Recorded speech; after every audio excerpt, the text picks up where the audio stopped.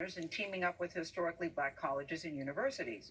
So the other day, Apple closed down part of a store here in New York City so we could talk with them at the company's headquarters. They're in Silicon Valley. Let's start with the Propel Center. How will the Propel Center work? Well, it's going to serve essentially the 100 or so HBCUs that are across the U.S. It will have students that come there. And so think of it as an innovation hub. And we'll work on things from coding to machine learning to creativity to entertainment arts. But you're focusing on the HBCUs. You're going to Morehouse, Spelman, the Morehouse School of Medicine, Clark University. It's about giving people opportunity. I can't wait to see students that are able to enjoy the Innovation Hub, the Propel Center. What exactly will they get there, Tim? You're going to learn things about machine learning. You're going to learn things about coding. You're going to learn about entrepreneurship. A lot of the things that we do here will be in the curriculum there. Were you a good student, Tim, when you were in school? Were you a good student? Well, Gail, I tried to be. I'm going to take that as a yes, but go ahead. I tried to be. Before she came to Apple in 2013, Lisa Jackson served as President Obama's EPA administrator. Now she's running all of the tech giant's environmental and social policy efforts. HBCUs have a history of turning out the leaders in our community. The Propel Center will be a place for all HBCU students and the surrounding community. It's a place for Apple and other companies to plug in to the HBCU talent pool. We know that the talent is already there. We know these students are trying to do what every student does, propel themselves to a better future and a better life. I like the word Propel Center because it makes me think off like a rocket ship. I like that. I agree. The name Propel Center is exactly that. This is meant to be a little bit of winds under their sails. Now, I'm excited about the city of Detroit. Detroit has 50,000 small businesses owned by Black and brown people. There is a concentration of strivers in Detroit who are trying to build their city back. And so we decided to bring to that area the first ever in the United States App Developer Academy. We do want to give some extra lift to Black and brown developers. It's a fantastic footprint there. We want to provide people a mechanism to learn to code, to learn how to write world-class apps. I understand that there's an application process. What do you have to see on an application that makes you say, you know what, Alexis, you're in? Desire, creativity, a level of interest. You want to feel that desire of someone who really wants to make a go at this. We have one program that's focusing on people that have not studied coding at all. Do you think anybody can learn to code, Tim? It's so intimidating to me. Do you think anybody can learn to do it?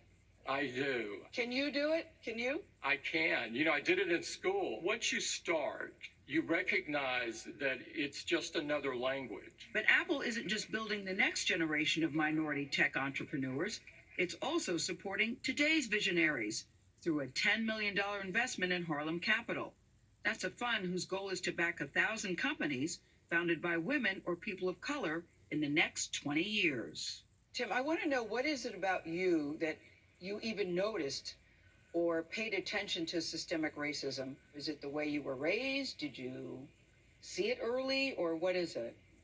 Clearly, I think anybody that was alive in the periods of time that I've been alive in the 60s and 70s and growing up in that period, you firsthand witnessed it. When I was 5 years old, John Lewis was beaten on the Edmund Pettus Bridge. When I was 8 years old, the riots at Stonewall happened. Both of these changed the course of time and changed the course of my life as well. When you either experience those sort of things or read about those things and then apply them to what you're seeing today, there was systemic racism, there is systemic racism, and it's not going to go away unless we do something about it. Cook is speaking out about the current political situation as well. He was shocked by last week's violence in Washington. It was a very, very sad and shameful day. Probably like you, I couldn't believe what I was seeing either. I felt like I was in some other form of reality or something. It really affects you here. I think it's key that people be held accountable for it. This is not something that should skate. Cook is holding accountable the social media app Parler. It's popular with the far right. Claiming it failed to remove language inciting violence from its platform, Apple removed it from the App Store over the weekend, effectively preventing anyone with an iPhone from using it. Parler has some issues with moderation. There are some incitement to violence examples on there, and they need to step it up on the moderation. And our hope is that they do that and get back on the store. Oh, so they could get back on the store? They could? Yes, we suspended them. We did not ban them.